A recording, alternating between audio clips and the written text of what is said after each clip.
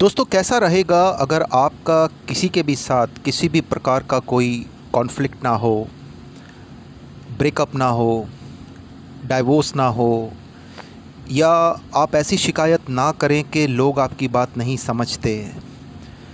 तो ये जितने भी टाइप के रिलेशनशिप क्राइसिस हैं जो मैक्सिमम लोगों के होते हैं, अगर वो ना हो, अगर उनको अवॉइड किया जा सकता है तो कैसा रहेगा। तो दोस्तों ये पॉसिबल है साइको एनालिसिस की मदद से। अब साइको एनालिसिस के जो कुछ इम्पॉर्टेंट कंपोनेंट्स हैं, वो इम्पॉर्टेंट कंपोनेंट्स मैं आपके साथ शेयर करने वाला हूं कि साइको एनालिसिस होता कैसे है। तो दोस्तों साइको एनालिसिस जो है वो कुछ चीज़ों की मदद से होता है, जिसकी मदद से हम लोगों को ज़्यादा बेहतर तरीके से समझ पाते हैं। हम ये जान पाते हैं कि लोग जो हैं क्या वो हमसे सच बोल रहे हैं, क्या वो हमसे कुछ छुपाने की कोशिश कर रहे हैं, क्या वो हमें मैनिपुलेट करने की कोशिश कर रहे हैं।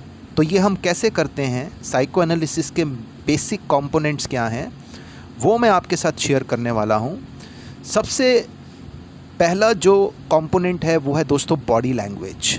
अब बॉडी लैंग्वेज क्या है कि लोग अपनी बॉडी लैंग्वेज के ज़रिए हमें वो कन्वे करने की कोशिश करते हैं जो उनके रियल थॉट्स या रियल फीलिंग्स होती हैं। उसके बाद स्टेटमेंट एनालिसिस। देखिए दोस्तों, दो प्रकार की कम्युनिकेशन होती है। एक, आप सिर्फ बोलते हैं और सामने वाला रिसीव करता है, सुनता है। एक टू वे कम्युनिकेशन होती है, आप बोलते भी हैं और रिसीव भी करते हैं। That's a two way communication.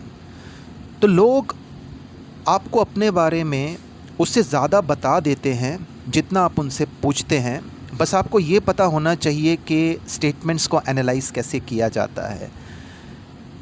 तीसरी जो चीज़ है, जो कंपोनेंट है, वो है हैंड राइटिंग एनालिसिस। लोग ये तो डिसाइड कर सकते हैं, कॉन्शियसली वो ये डिसाइड कर सकते हैं कि वो क्या लिखने वाले हैं, लेकिन वो कैसे लिखेंगे इस पे उनका कंट्रोल नहीं होता। वो उनके सबकॉन्शियस माइंड के कंट्रोल में होता है। इसे ग्राफोलॉजी भी कहते हैं। उसके बाद कोल्ड रीडिंग। दोस्तों कोल्ड रीडिंग क्या है कि आप लोगों के द्वारा दी गई जो जानकारी है और लोगों ने जो आपको जानकारी नहीं भी दी है, उसकी मदद से आप लोगों के बारे में जानते हैं। पावर ऑफ सजेशन, ये भी एक बहुत ही इम्पैक्टफुल टेक्निक है, एक बहुत ही इम्पैक्टफुल कंपोनेंट है कोल्ड रीडिंग का। उसके बाद प्रोजेक्टिव साइकोलॉजी।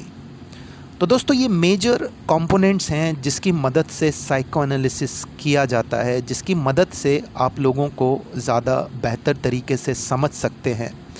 तो जब आप लोगों को एक बेहतर तरीके से समझ सकते हैं तो आपका जो मैसेज है, आप अपने मैसेज को बेहतर तरीके से उन तक पहुंचा सकते हैं।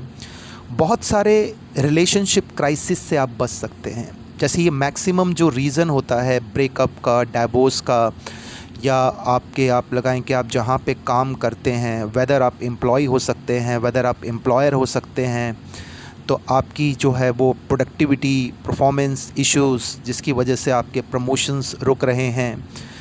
तो यही एक मेन रीज़न है कि हम अपना मैसेज जब लोगों तक एक सही तरीके से नहीं पहुंचा पाते, या लोगों के मैसेज को रिसीव नहीं कर पाते, या कहीं ना कहीं कम्युनिकेशन एरर्स होते हैं, हम लोगों को सही तरीके से नहीं समझ पाते, अपनी बात उन्हें सही तरीके से नहीं समझा पाते।